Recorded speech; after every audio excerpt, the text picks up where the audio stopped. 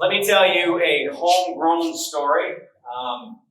This is a client of ours, worked with them the past 5 years now. Guelph General Hospital, great organization. Not that big of a hospital, but really known.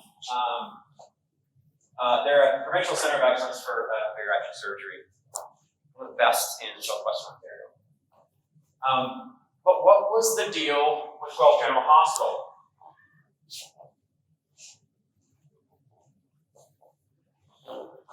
They had a bad policy. Awful. Wasn't clear, led to inconsistency. And remember, when medical staff are off, they have to get in replacement workers ASAP. So the example is a typical average salary for a nurse in a hospital ER is close to $45, $50 an hour. Replacement staff nurse in an ER, about $125 an hour. Staffing issues, more people off work, bigger staffing issues, and more importantly, grievances skyrocketed. The big one was their supervisors weren't consistently dealing with this matter. It was difficult for supervisors. They really weren't trained, they weren't prepared. Sounds familiar. And when people are off work, it was this maze of, I'm going to leave a message at 1 in the morning because I don't want to talk to anybody when I want to report my absence. And then when that got filtered through the organization, to the point person who had to deal with that absence, it could have been a day or two later, lasting longer than it should. Right? Definition of avoidable absences. So they checked off all the boxes. You have an absence issue. Started with the assessment. Fed this hospital back the valuable, raw, objective data. Created a plan. Most importantly, within 18 months, they spent a lot of time, money, and effort putting in place some of the best practice recommendations that we came up with that included a tracking and measurement software that they developed themselves. Strong case management, fair and reasonable case management, an early safe return to work program, and good notification. They were at 16 days per employee per year absence. Again, the average in their world, which is public hospitals in Ontario, was 12.2. They shaved 4 days. They got down to the average in 18 months. In their world, using their payroll information, that saves them $2.8 million annually.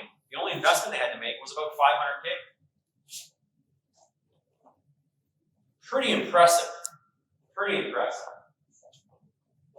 So, any questions before I talk a bit about some of the components of this program, about those experiences? Does that astound you? Is that something that you'll think you'll work in your organization?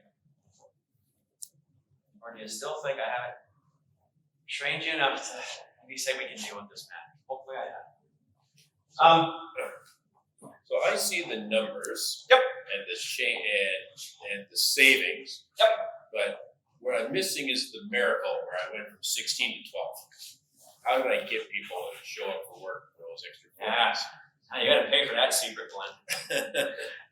The heart of it is not, I get that question a lot. The heart of it is by implementing a program consistently throughout an organization. And I'll use an example, especially using the Guelph General. The biggest thing they got involved with is early safe return to work and modified duties.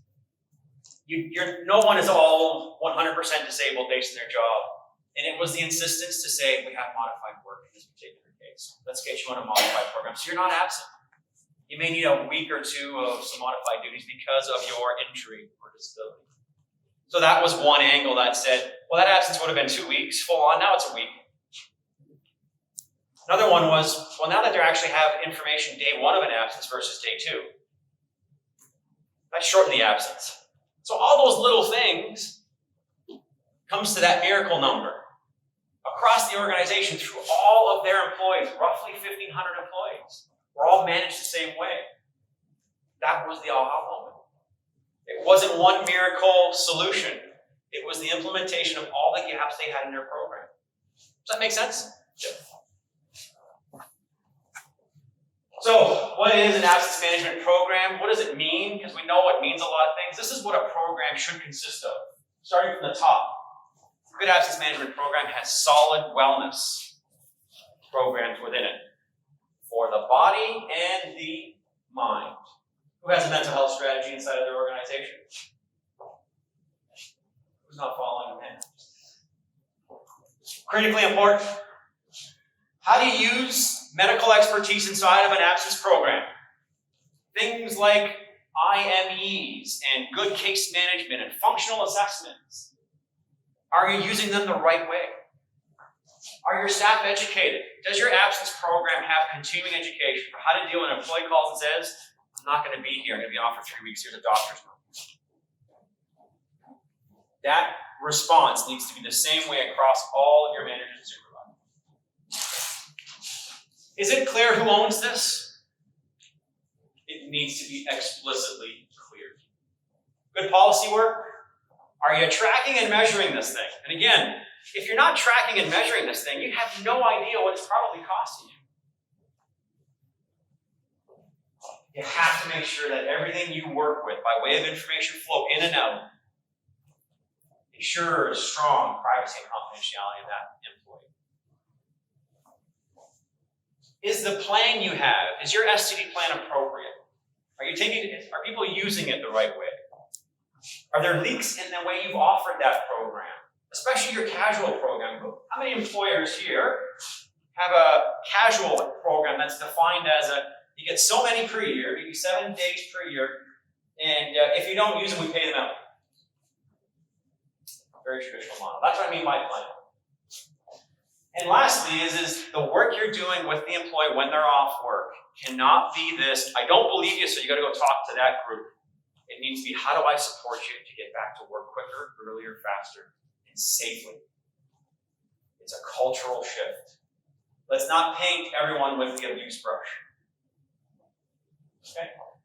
So that's it. If you have a leak, though, the point of the slide is that you can have all these things in place, best practice, but you got a real problem here tracking and measuring. Well, that is a leak in the program. That is how your avoidable absences will rise, if you won't be aware of it.